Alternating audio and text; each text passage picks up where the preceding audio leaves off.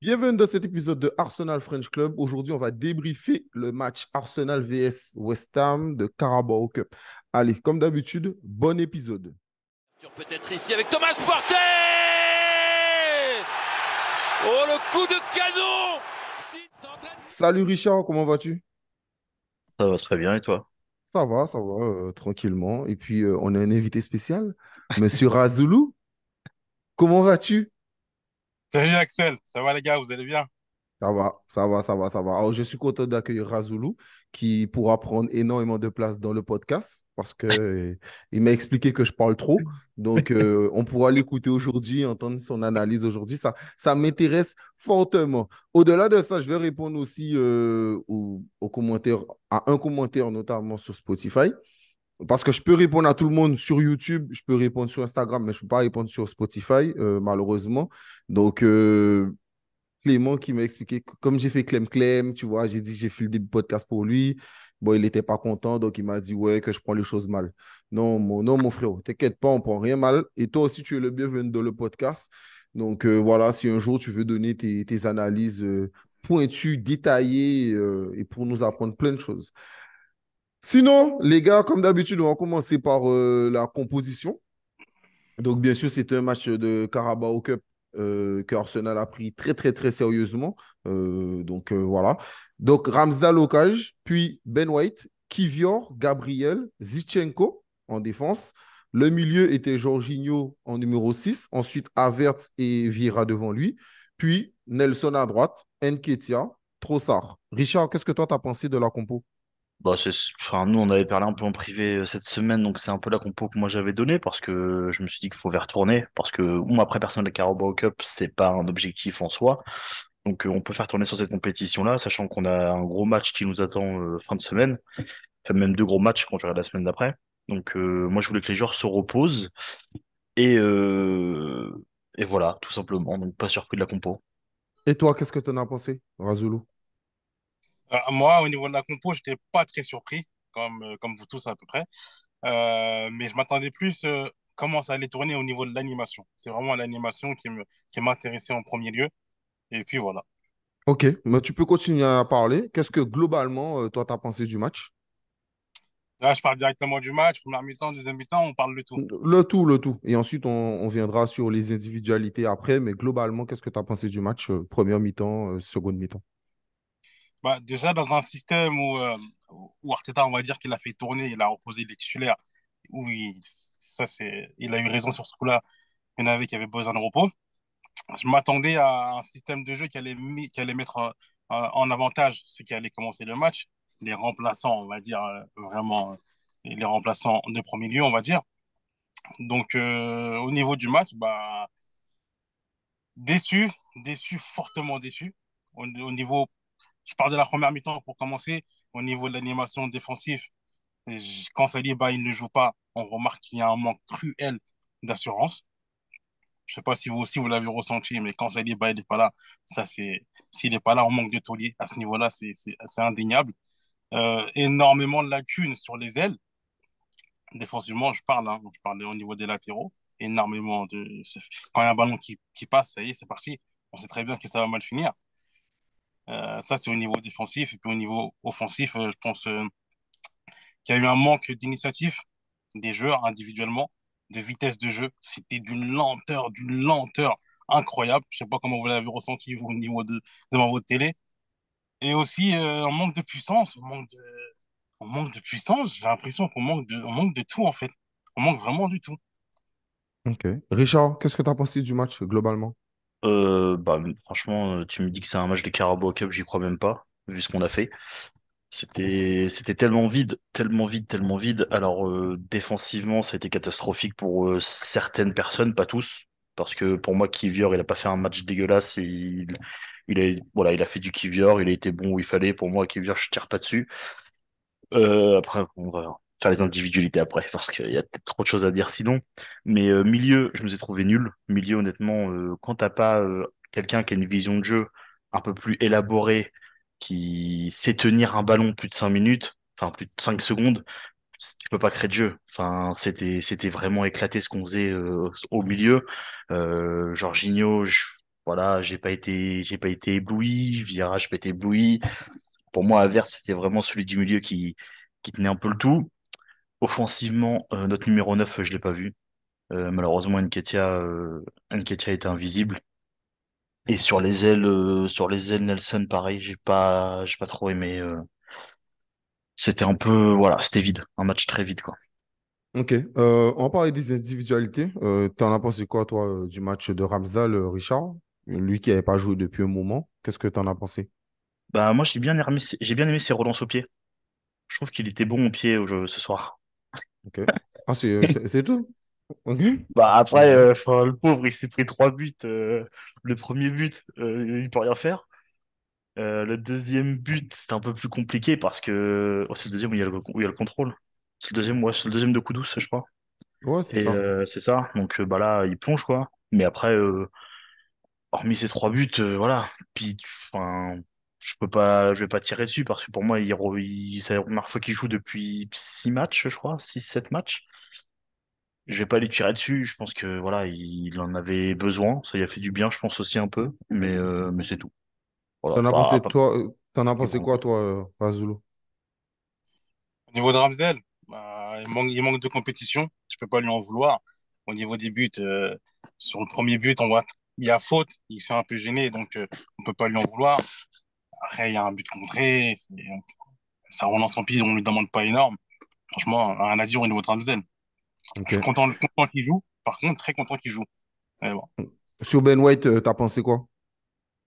Moi, Ben White, c'est le même combat qu'avec Zinchenko.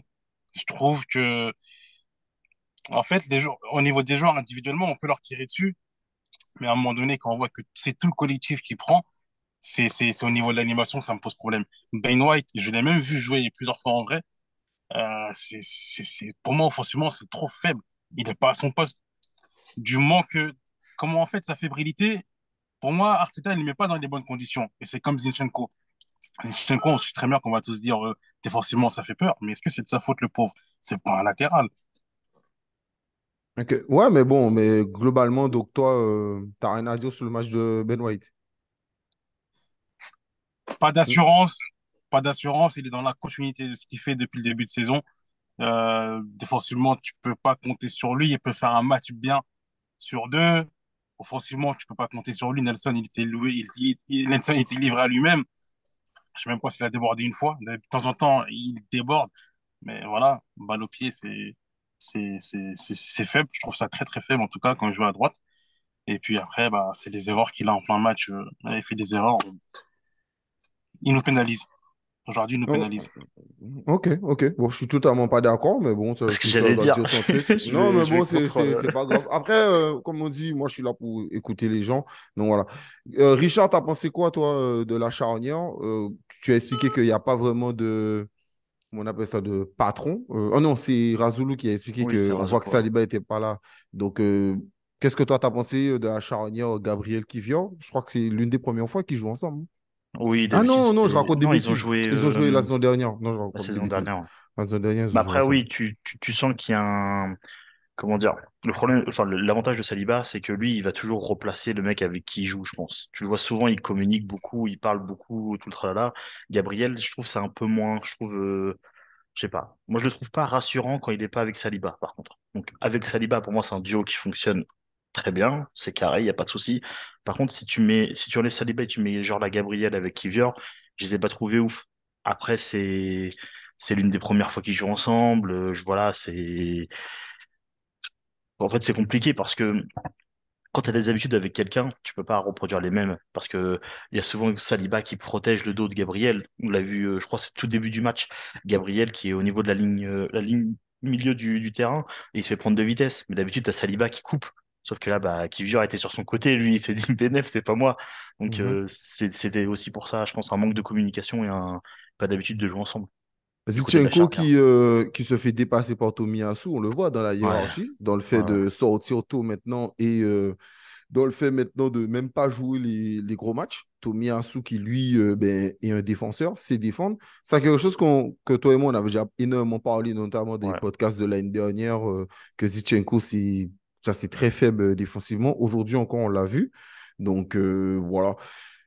Tu as déjà parlé de Jorginho. Parlons, Razulu voulait parler de ça. Enfin, en tout cas, il parle de l'animation depuis tout à l'heure. Parlons de l'animation du milieu. Donc, Jorginho qui joue en 6 et avec les 10. Razulu, comment tu as trouvé l'animation du milieu ou peut-être le manque d'animation plutôt?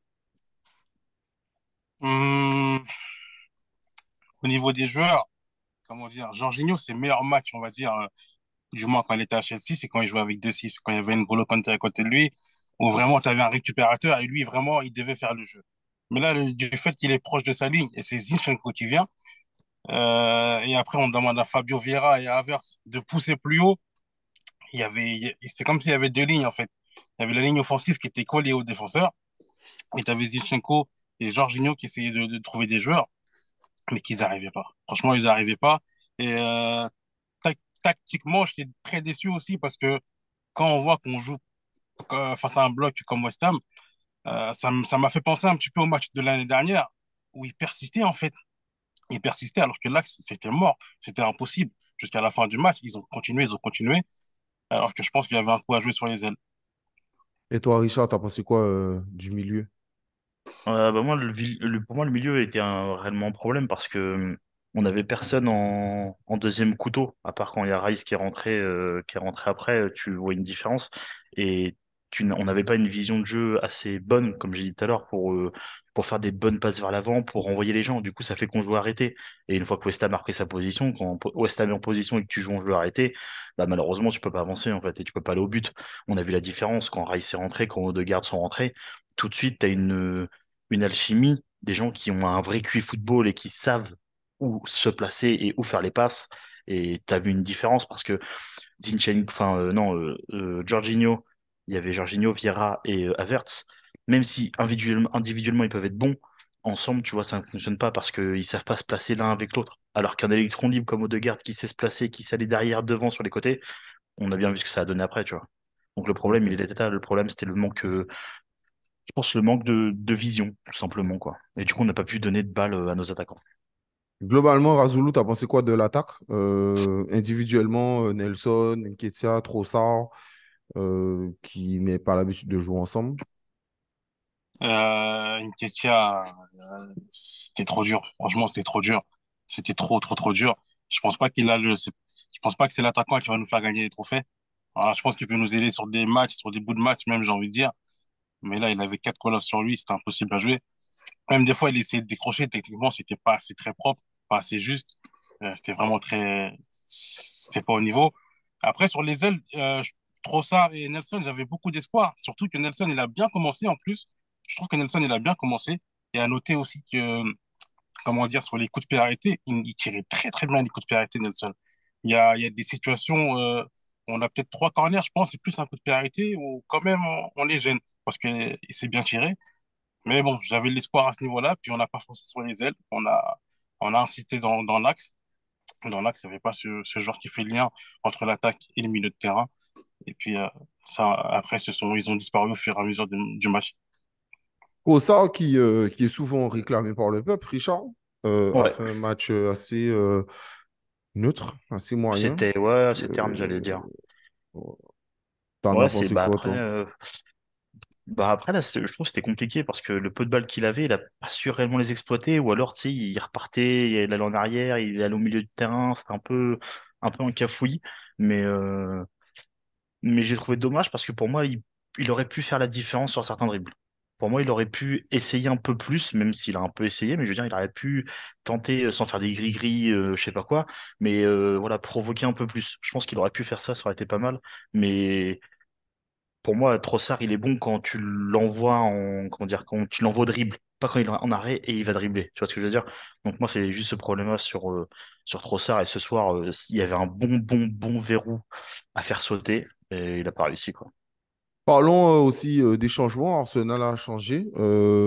Moi, j'ai expliqué, en tout cas, j'ai mis sur Instagram que je vois pas l'intérêt de faire rentrer les titulaires. On a perdu le match. À 3-0, c'est bon, c'était déjà perdu. Quelqu'un m'a répondu, t'inquiète pas, on va gagner le match. Alors, j'ai vu la victoire, j'ai vu la victoire. Mais globalement, qu'est-ce que vous avez pensé du coaching d'Arteta aujourd'hui? Vas-y, Razulu, tu peux Non, vas-y, je commencer. t'en prie, là, Ok, continue. bah moi, Coaching, au début, j'ai trouvé bon sur le côté de changer Zinchenko par Tomiyasu. Parce que Tomiyasu, pour moi, méritait plus sa place que Zinchenko et je préfère le jeu de Tomiyasu à Zinchenko. Il a fait rentrer Rice aussi pour tenir un peu. Et c'est là, tu vois que son rôle de tenir le milieu, il s'est mis en place. Il disait tout le monde où se replacer et tout. Donc ça, c'était un bon changement. Je crois qu'il y avait que 1-0 si je dis pas de bêtises. Et par contre, après faire rentrer Saka, Odegaard, Martinelli, alors qu'on est à 3-0, si je dis pas de bêtises. C'est ça. Il rentre à ce moment-là, ça fait les faire un footing et ça va les faire travailler le cardio, mais ça sert à rien de les faire rentrer pour de les risquer de les blesser. Alors oui, Odegaard, il marque à la fin. Euh, Après, ça va Mais bon, peut-être lui faire c'est un but qui compte pour rien, franchement. pour la confiance, c'est juste pour ça. Ouais, la Donc, confiance, il en aura. Il est capitaine d'Arsenal. S'il a ah besoin bah de oui, match de oui. Carabao Cup pour avoir de la confiance à Arsenal, Ah, mais je pense que marquer un but, c'est toujours plaisant. Tu vois ce que je veux dire? C'est plus pour ah, bien ça. sûr, mais bon, tu manques un but, on perd. Mais Bien moi, sûr. je les aurais pas. Moi, j'aurais laissé. Tu vois, vous êtes mangé 3 buts. C'est En jouant ça. n'importe comment, bah vous allez finir le match jusqu'à la fin. Moi, Moi, c'est ce que j'aurais fait perso, aussi. j'aurais fait ça. Après, je suis pas coach d'Arsenal, mais moi, c'est ce que j'aurais fait. Ou alors, tu fais rentrer, je sais pas, des joueurs qui jouent pas de base pour les faire un peu jouer et tout ça. Mais c'était pas nécessaire de les faire jouer, tout simplement. Ok. Razulu, qu'est-ce que tu penses, Euh, toi, du coaching? Au niveau du coaching, déjà, je m'attendais plus à un coaching tactique, déjà, vraiment. Mais quand je vois qu'on commence le match, c'est comme au début de saison, quand on regarde bien les matchs, on a beaucoup de mal, je trouve, depuis le début de saison dans le contenu des matchs. Et ben, on continue à s'entêter, à jouer pareil du début jusqu'à la fin de la fin de la fin. Alors que là, pour revenir à ce que Richard a dit tout à l'heure, elle a parlé de Trossard. Trossard, on sait que c'est un joueur qui percute. Du moment donné où il va tenter d'un contre un, franchement, du moment donné qu'il fait une différence, il est archi pertinent, j'ai envie de dire. Mais là, ce qui a empêché Trossard de faire ça, justement, mais il y en a pas de latéraux qui débordent. Il y avait personne. C'est-à-dire, Trossard, elle avait systématiquement deux défenseurs sur lui. Ça veut dire que Arteta, il s'est dit, bon, attends, on va essayer de passer sur les côtés. Je vais mettre un joueur vraiment qui va apporter qui va faire l'appel pour libérer les joueurs qui vont dribbler. Nelson ou même un milieu de terrain qui peut venir sur les côtés. Des fois, Fabio Vieira est venu, même Havertz. Mais à ce niveau-là, je m'attendais vraiment à un changement tactique, j'ai envie de dire. Et puis, je sais pas, le milieu de terrain à 4, on était à 4 au milieu de terrain, ça servait à rien. Pourquoi ne pas enlever un milieu de terrain pour passer à deux attaquants? Pourquoi pas? Il y avait plein de trucs à faire tactiquement, je pense. Et après, bah, comme tu as dit, c'est des risques de blessure pour rien de les faire rentrer les titulaires habituels, surtout qu'ils ont rien apporté. Parce que le problème, c'était pas au niveau des joueurs, je pense que c'était au niveau de l'animation. Encore, je répète encore mon mot, mais c'est au niveau de l'animation offensive. Il y avait un très, très, très gros problème. Ok. Est-ce que vous avez autre chose à rajouter sur le match que j'ai peut-être pas abordé? Moi, j'ai une petite pensée pour Smith Rowe qui s'est encore blessé. Ouais, mais Smith Rowe, Partey, même combat. Ouais, Franchement, ouais, ouais, alors que ouais. tu vois, on en parlait ce début de semaine, il aurait pu jouer ce soir. Smith Rowe, Partey, même combat. Moi, je parle même plus d'eux. Franchement, en plus, c'est les gars que j'adore, mais ils me fatiguent. Les deux, franchement, j'aime plus parler d'eux, ils me fatiguent. Ils servent à rien. Après, Ah, pour revenir au match, non, à part le fait de commencer toujours le match avec 3 défenseurs, je pense que c'est aussi la chose qui peut nous tuer. Parce qu'on en a vu ça en début de saison quand on jouait sans, comment dire, quand on jouait sans Gabriel, on était souvent à 3 derrière au lieu de 4. Et là, même en phase défensive, des fois on était 3. Et la preuve, les buts, les débordements qu'il y a eu, enfin, le changement d'aile, inacceptable, hein. Le changement d'aile qu'on s'est mangé sur le deuxième but, inacceptable. Mais voilà, après, il y a pas d'autre, de toute façon, il n'y a rien d'autre chose à dire sur le match. Il n'y a pas grand-chose à dire. On n'a pas été bon. On n'avait pas d'envie. On ne peut pas le gagner. et toi, Razulu, quelque chose à rajouter? Bah, j'ai l'impression comment dire, on est conscient de nos faiblesses. Toute chaque équipe a des faiblesses. On est conscient de nos faiblesses, mais on travaille pas dessus, j'ai l'impression. Moi, j'ai l'impression que on veut absolument dominer. C'est ce que j'espère qu'on arrivera à faire au niveau de tous les matchs. Mais on veut absolument jouer de notre manière, mais on n'analyse pas les équipes qu'on a en face de nous. West Ham, quand vous regardez bien, ils ont joué exactement le même match que quand on a joué l'année dernière. Quand Saka rate le penalty là-bas et qu'on perd, ils ont joué exactement pareil. Ils se sont dit, bon, ils vont essayer de jouer court, etc. Ils vont essayer de ressortir les ballons, nanani, nanana. Et nous, on va jouer en contre, etc. On va attendre et on va jouer sur les ailes. C'est ce qu'ils ont fait. Et je trouve ça dommage qu'on n'a pas pris en compte ces données-là. Manque de caractère énorme. Manque de caractère énorme. On n'a pas de leader. Au moment donné, on commence le match, on n'a pas de leader. Rice, il a fait du bien, il a apporté. Bon, après Rice, voilà, on savait très bien comment il se comporte depuis le début de saison, mais il y a un manque de caractère, il y a un manque d'envie. On joue, on joue en Carabao Cup, on joue en coupe. On sait qu'il y a les gros qui sont en train de sortir ou même qui sont déjà sortis auparavant, mais on joue comme si c'était un match de. Même en pré-saison, il y a plus d'envie. Là, il n'y avait aucune envie. Ok. Moi, je vais répondre aussi rapidement à Mehdi. Je sais que tu écoutes le podcast notamment sur Spotify. Mehdi expliquait que, en gros, m'envoie un message pour me dire, je comprends Arteta qui fasse pas jouer les remplaçants parce que quand il les fait jouer, ils jouent pas. Alors, moi, je suis totalement pas d'accord avec ça. Pour moi, c'est parce qu'il n'inclut pas tout le monde toute l'année qui fait que quand les gars jouent, ils n'arrivent pas à jouer ensemble. Parce que s'il arrivait à les inclure, ben, les gars, ils auraient plus d'automatisme. Et depuis tout à l'heure, Razoulou arrive ça sur l'animation. Donc, c'est ça. Moi, rapidement, je termine le podcast et je donne mon avis. C'est pour ça que j'ai laissé Razoulou parler, donner, exprimer son truc, pour qu'il ne puisse pas mettre en commentaire que je ne le laisse pas parler. Donc, voilà. Bon, plus sérieusement, Ramzal, moi, je suis d'accord avec vous, les gars. Moi, les 3 buts qu'il a pris, franchement, c'est pas grave. C'est des buts que. Bon, le but de Ben White, tout ça, etc. On a vu que bon, c'est pas sa faute. Puis Ben White, bon, ben, peut-être malheureux, je sais pas qu'est-ce qui s'est passé dans sa tête. Là, il a dû avoir une absence. Donc voilà, Kivior, Gabriel, match assez neutre. Ils ont fait un match, voilà, mais bon, c'est pas foufou. Zichenko, c'est toujours les mêmes problèmes. Il ne sait pas défendre. Donc, voilà. En plus, je trouve que il va beaucoup au milieu de terrain, etc., à côté de Jorginho, mais ça apporte pas grand-chose.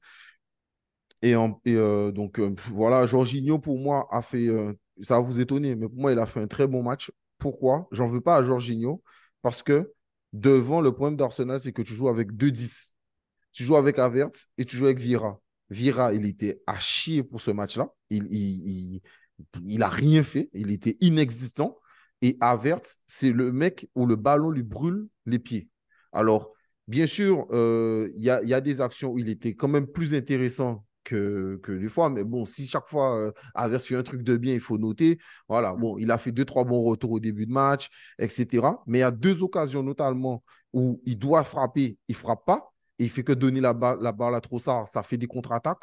Notamment, c'est comme ça aussi qu'on prend un but. Donc, Havertz et Vieira n'arrivent pas à venir chercher le ballon plus bas. Et quand ils viennent chercher le ballon plus bas, Zichenko ou Jorginho leur donnent, ben, ils font la même chose. Ils ne portent pas le ballon. Donc, les mecs sont là, ils font une passe. Donc, ils ne servent à rien. Et aucune équipe, je le dis bien, aucune équipe de foot ne peut gagner un match sans milieu de terrain. Voilà. Les gens me disent, parce que j'ai reçu des commentaires aussi, ouais, mais comment ça se fait que juste parce qu'il n'y a pas parti chacun, on est aussi nul. Mais les gars, le milieu, c'est la colonne vertébrale.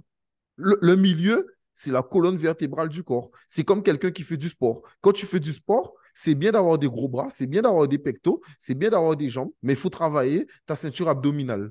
C'est logique. C'est logique parce que c'est le tronc.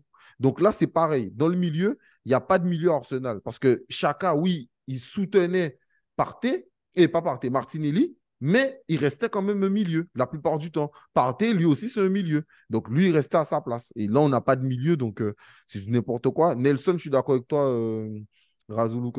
Moi, franchement, j'ai beaucoup aimé son début de match. Globalement, j'ai aimé son match. Je ne vais pas mentir. Il y a beaucoup d'actions où j'ai trouvé qu'il avait les jambes en feu, où il partait vers l'avant, où il revenait récupérer des ballons. Franchement, top.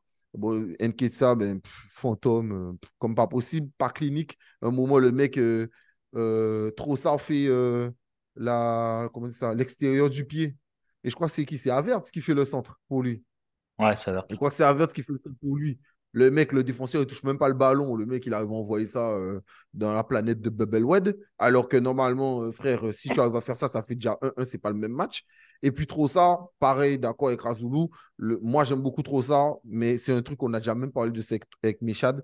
Le problème de Trossard, c'est que Trossard, il a besoin, bien sûr, d'appui. C'est normal. Mais Havertz ne sert pas d'appui.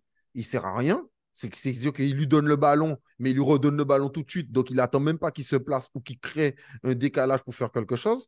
Et Zichenko, vu qu'il fait plus milieu que arrière, c'est-à-dire que c'est le mec, et j'en viens à ce que Razoulou a dit, moi je suis d'accord sur ça, le mec est tellement stupide, tellement con, qu'il voit qu'il ne sert à rien au milieu, mais il n'arrive pas à changer son jeu, à se dire tactiquement, bon, Ça sert à rien que je sois avec Jorginho. Donc, je vais essayer de déborder un peu. Tu vois, je vais aller à côté de Trossard, je vais apporter quelque chose. Non, non, ce Gogolito, il a fait la même chose tout le temps. Tout le temps. Il va au milieu à côté de Jorginho, il se regarde dans les yeux. Tu sais, on dirait un date. On dirait le 14 février, c'est un date. Donc, tu La comprends rien du Valentin. tout. Donc voilà. Puis ensuite, ben, les remplacements, j'en ai parlé, c'est de la merde. Ça pue la chiasse, comme d'habitude, du Arteta. Donc voilà. Moi, je vous avoue que plus le temps passe, plus je suis fatigué d'Arsenal, notamment de regarder les matchs. Ça m'épuise au plus haut point. Et franchement, Richard, je pense que de plus en plus, je fais en sorte de ne pas faire les podcasts parce que moi, c'est une perte de temps. Non, mais c'est une perte de temps, pas possible. Moi, perdre des matchs, je m'en contrefous. Oui, mais ils Mais perdent avec la manière. voilà. C'est-à-dire qu'à un Mm. moment donné, le football, vous voyez, les gars, on le sait tous, c'est divertissement. Mm. Divertissement. C'est-à-dire que ça doit être divertissant. Là c'est nul. On se fait chier depuis le début de saison. Je répète tout le temps les mêmes trucs. On se fait chier. À part, oui, Mm. certains matchs, etc.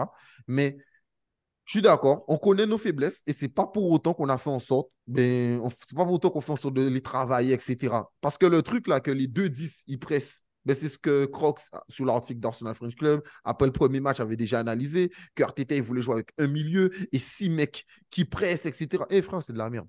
Ça pue la chasse. Franchement, ça pue la chasse. Ça fonctionne pas.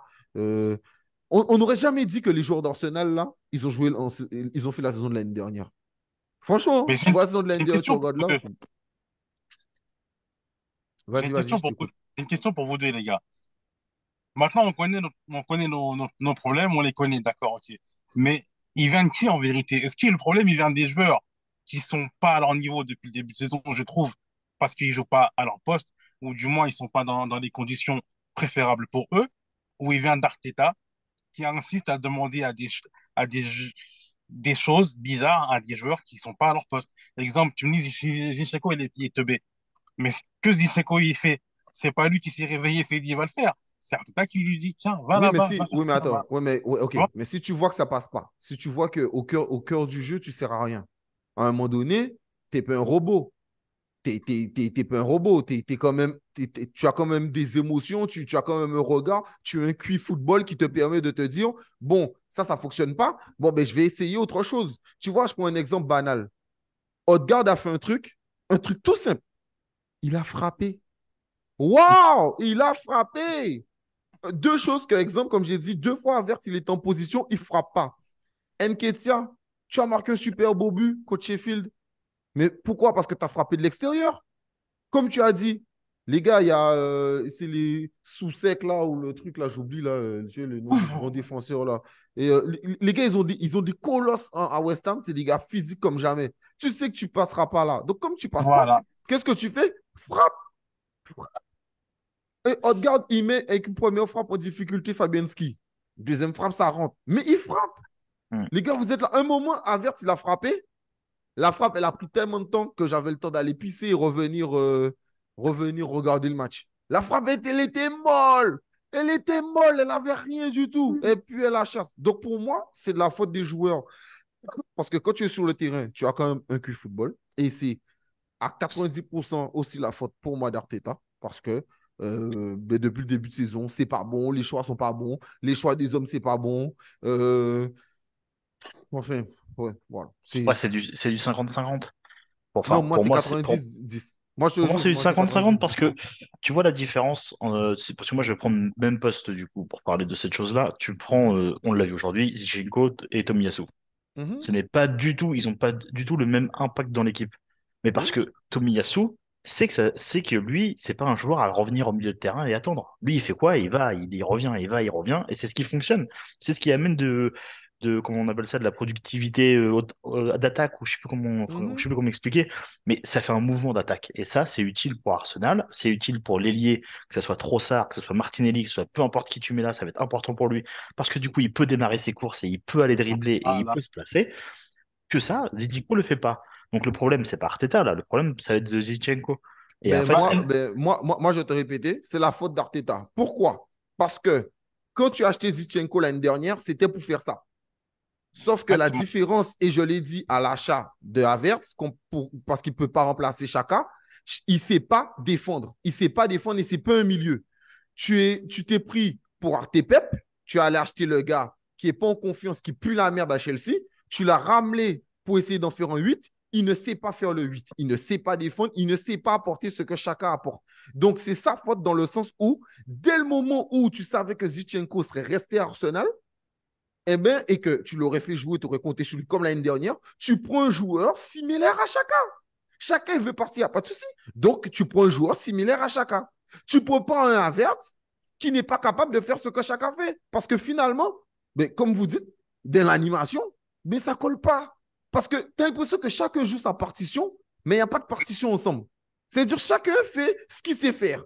Mais le truc, c'est que, comme je dis et je répète encore, pour jouer comme ça l'année dernière, ils te font un party qui est capable de, quand il y a 3-4 joueurs qui le pressent, ben lui, il garde le ballon, il dribble, il relance ou il fait une passe. En tout cas, il arrive toujours à s'en sortir. Ça, c'est parti parce qu'il est de très haut niveau. Il arrive à récupérer des ballons.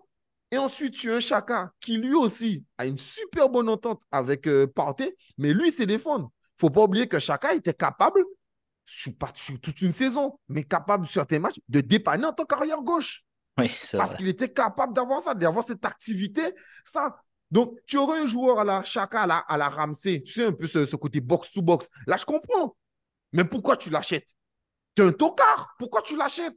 Ensuite, moi, autre chose. Pourquoi c'est la faute d'Arteta encore? Nketiah, il s'en sort pas. Physiquement, il n'en peut plus. Mais tu sais quoi, Richard? Tu sais quoi? Il y a un petit jeune là. Imagine-toi, tu sais, je vais t'apprendre un truc. Il y a un petit jeune qu'Arsenal, ils ont formé. Il a un gap de dingue. Arsenal, là, ils l'ont vendu. Il s'appelle Balogun, là. Il est en train de casser des bouches en Ligue 1. Non, mais c'est la vérité. Lui, il est en train de casser des bouches au colosse parce que lui, il a le physique. Donc, quand tu n'as pas ce côté où tu n'as pas de numéro 9, de point de fixation qui peut se permettre d'aller au combat, mais tu l'avais, le gars. Tu l'avais, il était là.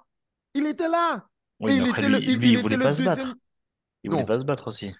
Quand tu vois par rapport à son interview, par rapport à ce qu'il a dit, en tout cas par rapport à ce qu'il a sorti, lui, il a dit, Arteta lui a dit, je compte sur toi, mais bon, le board non. Le mec, il se dit, bon, ben, ok, tu vois. Donc, c'est sûr que finalement, c'est pas une question que. Mais enfin, bref. Moi, ce que je veux te dire, c'est que pour moi, c'est la faute d'Arteta dans le sens où les profils de base sont pas bons. Voilà, les profils qu'il a rajoutés, ils sont pas bons. Généralement, quand c'est bien fait, on sait le dire. Tomiyasu, Ramsdale, Ben White, comment ça s'appelle? Trossard, Jesus, même Zichenko, euh, tout ça, tous ces gars-là, Martinelli, tous ces gens-là qu'ils ont achetés, quand c'est bien, on a toujours dit que c'est bien. C'est intéressant, il n'y a pas de souci. Mais là, il ne faut pas se mentir, ce mercato-là, tu t'es foiré. Autre chose, Timber, quand il s'est blessé, en août. Tu savais Ouais. qu'il allait rater 8 mois. Pourquoi tu n'as pas pris quelqu'un? Pourquoi tu n'as pas pris quelqu'un de plus sérieux? En numéro 6, pour remplacer Partey qui a une santé bizarre, tu gardes qui? Jorginho Elneny. J'aime bien Momo, j'aime bien Jorginho, mais c'est pas du niveau de Partey. Va prendre. Tu aurais dû te battre pour un Brozovic. Tu aurais dû te battre pour un Barella. Si tu veux des joueurs de top niveau, à un moment donné, aucune équipe, je répète et je le dis, celui qui veut me dire un truc, il n'y a pas de souci, qui me donne un exemple en commentaire. Mais que ce soit le grand Barcelone, le grand Real, tout ce que tu veux, etc., eh bien, le grand Real, c'est Modric, Kroos, Casemiro. Le grand Barça, c'est Xavi, Iniesta et comment ça s'appelle Busquets. City, ben, c'est Rodri, c'est KBD avec, comment ça s'appelle, Bernardo Silva. En gros, ce que je veux dire, c'est que c'est des putains de milieu. Il n'y a aucune équipe qui est capable de gagner sans un grand milieu. Fabio Vieira, Havertz, franchement, les gars. Même pas des millions relayeurs. C'est même pas De des millions ouf. relayeurs. Mais c'est ça, ils ne savent pas le faire. Et moi, je leur en veux même pas. Je leur en Et veux bah, pas. Mais c'est ça, putain, Axel, c'est ça. quoi. C'est Oh pour ça, Axel, là, merde. c'est pour ça, Axel, il est fâché. Il est fâché, les gars. On a énervé Axel. Mais c'est Non, pour non, ça que je non, disais, non, c'est. franchement, la faute, on peut en vouloir des fois aux joueurs de rater, ils passent à côté d'un match ou deux. Mais je pense pas qu'Arteta, il les met dans les bonnes conditions. Un exemple tout bête, pour revenir sur Zinchenko, comme ça, au moins, on s'éparpille pas. Kieran Tierney, on sait que c'est notre chouchou, on le savait. On savait que lui, par contre, il pouvait prendre le couloir, il pouvait aider Gabriel ou Trossard ou peu importe qui. Mais même quand il y a des matchs, il faisait jouer Kieran Tierney, il disait, tiens, joue le rôle à Zinchenko. Tu viens aussi, tu viens jouer court, etc. Tu viens dans les pieds. Je dis ça à Kieran Tierney. Lui qui veut que courir. Mais non, mais ça va 5 minutes. C'est pas le seul, hein. Franchement, c'est pas le seul. Il y a tellement de joueurs comme ça que je pense qu'il est en train de les bousiller, en fait. je vois pas quel joueur il a fait progresser individuellement de fou de dingue.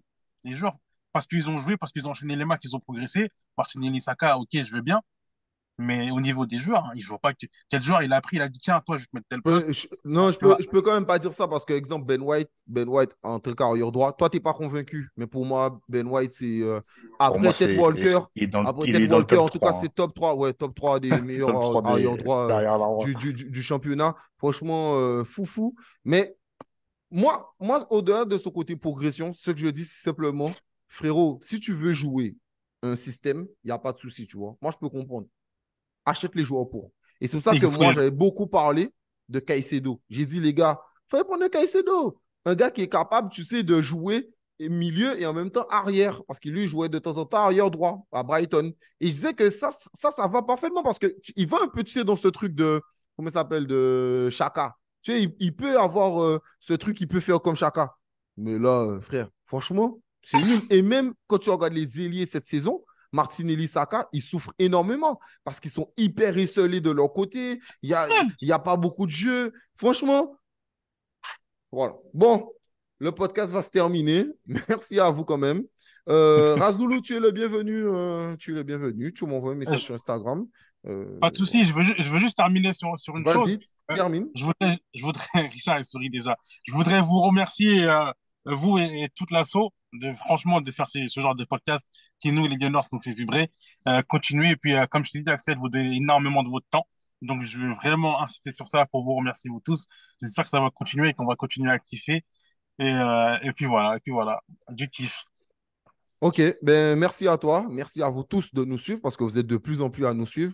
Et oui, bien sûr, on donne beaucoup de notre temps. Mais moi, en tout cas, de mon côté, c'est toujours un plaisir parce que je reçois aussi, je taquine quand je dis que je reçois tel genre de commentaires, mais je reçois aussi beaucoup d'amour, beaucoup de love, etc. Donc, continuez, on continue ensemble, etc. C'est un podcast super intéressant d'avoir des gens nouveaux. Donc, comme j'ai été le bienvenu, samedi ou dimanche ce week-end, il y aura peut-être quelqu'un encore de nouveau. Donc, ça sera sympa. Allez, prenez soin de vous. Merci à vous de nous avoir écoutés. Et puis, ciao! Ciao.